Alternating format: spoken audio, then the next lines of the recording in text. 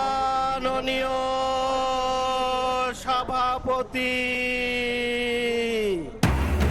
যাত্রা শুরু ত্রয়োদশ জাতীয় সংসদের speaker Hafiz Uddin Ahmad, deputy speaker Kaiser Kamal শপথ পড়ালেন রাষ্ট্রপতি। সবাই মিলে জন আকাঙ্ক্ষা পূরণের প্রত্যাশা প্রধানমন্ত্রীর।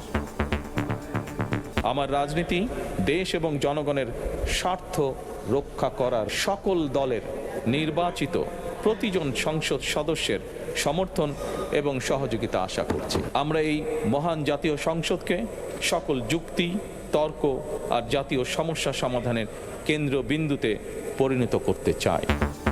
দেশ গড়তে ভূমিকা রাখবে নতুন সংসদ, সবার দায়িত্বশীল ভূমিকা প্রত্যাশা বিএনপির এমপিদের। সংবিধান সংস্কার পরিষদের শপথ নেয়ার আহ্বান বিরোধী দলের।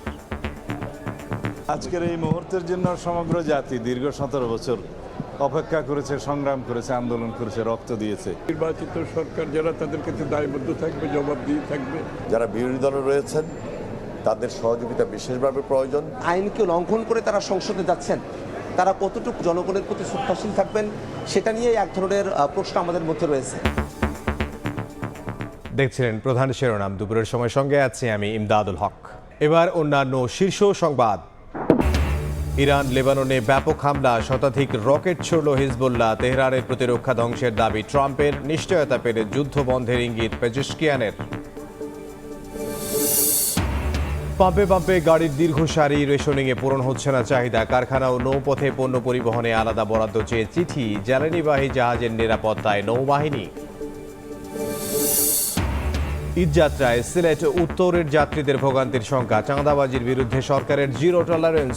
যানজট এড়াতে ত্রুটিমুক্ত যান চলাচলে কৌশলী হওয়ার তাগিদ। 6 বছর পর ফের চালু ঢাকা মালদ্বীপ সরাসরি ফ্লাইট। চলাচল করবে প্রতি রবি ও বৃহস্পতিবার। নানা অভিযোগে বন্ধ হলো বাংলাদেশ কোরিয়া নন স্কেজিউল ফ্লাইট।